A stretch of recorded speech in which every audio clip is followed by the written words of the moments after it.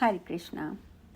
जैसे कि हमने कल बात करी थी कि नरसिंह जी भगवान की आज्ञा से वापस मृत्युलोक में आ जाते हैं और जैसे ही वो अपने भाई वंशीधर के घर पहुंचते हैं और उनके इस स्वरूप को देखकर, क्योंकि अब उनके हाथ में करताल है और एक हाथ में भगवान की छोटी सी प्रतिमा है, ये सब देखकर वंशीधर इतना क्रोधित होते हैं और कहने लगते हैं कि बस बहुत हो गया, करना है काम धंधा तो ठीक है, नहीं करना तो तुम अभी इसी समय अपने परिवार को लो और इस घर से बाहर निकल जाओ।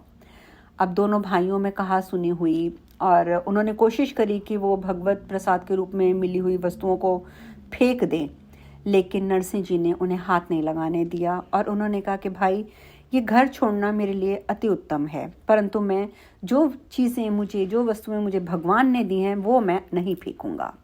और तभी उन्होंने अपने परिवार को लिया, अपने दोनों बच्चों को, अपनी धर्मपत्नी को, और घर छोड़ दिया। घर से निकलकर वो एक धर्मशाला में चले गए, वहाँ जाकर रहने लगे। आधी रात तक, मतलब जिस दिन धर्मशाला पहुँचे, आधी रात तक उन्होंने प्रेम अश्रुओं से रो रो के भगवान के पैर पखारते रहे और इतना वो रोए भगवान के चरणों में अपना सिर रख कर कि तभी भगवान ने अपने दूत को भेजा और अपने भक्त के लिए सभी सुविधाओं से सुसज्जित मकान, खाने पीने का 3 वर्ष का, थोड़ा बहुत भी नहीं, 3 वर्ष का सामान और 5000 स्वर्ण मुद्राएं जो नित्य व्यय के लिए उन्हें ज़रूरत होगी, उन सब की व्यवस्था कर दी।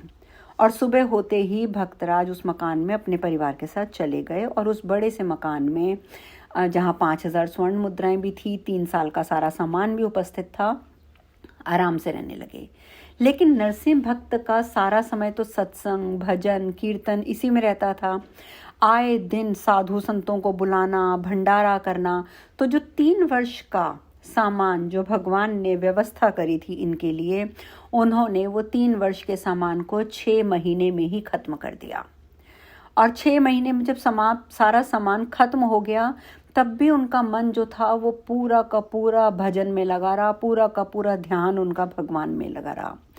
परंतु भगवान तो ऊपर बैठे सब देख रहे थे और इसीलिए जब जब भक्तराज को गृहस्थ निर्वाह हेतु कोई भी समस्या आती, छोटी से लेकर बड़ी तक, जैसे कि पुत्री का विवाह, दहेज की चिंता, दहेज का व्यवस्था करना, पुत्र की शादी का खर्च करना, फिर पुत्र की मृत्यु का कारण सामने आया, मतलब ऐसा बहुत कुछ होता रहा और हर चीज़ के लिए भगवान उनका कार्य करते रहे।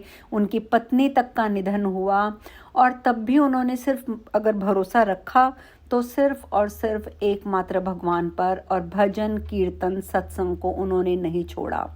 और इसी वजह से भक्तराज के लिए भगवान को 52 बार अर्थात 52 टाइम्स उनके कार्य को पूर्ण करने के लिए स्वयं आना पड़ा।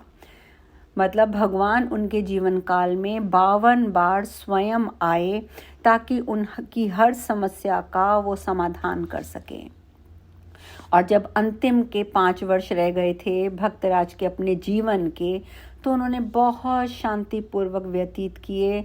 हजारों भक्तिपूर्ण उन्होंने पदों की रचना की और जैसे गुजराती में उनको कहा जाता है कि वो एक उच्च कोटि के कवि थे। जिस प्रकार हिंदी कवियों में जो स्थान भक्त सूरदास को मिला है कि उन्होंने बहुत से भगवान कृष्ण के पदों की रचना की, गुजराती लेखन में वही स्थान भक्त कवि नरसिंह जी को मिला है। और 79 यानी कि 79 वर्ष की अवस्था में भक्तराज नरसिंह मेहता ने अपना देह त्यागा और परमात्मा के परम पद को प्राप्त करते हुए, यानी कि उनके चरणों में स्थान प्राप्त करते हुए उन्होंने इस संसार से विदा ली।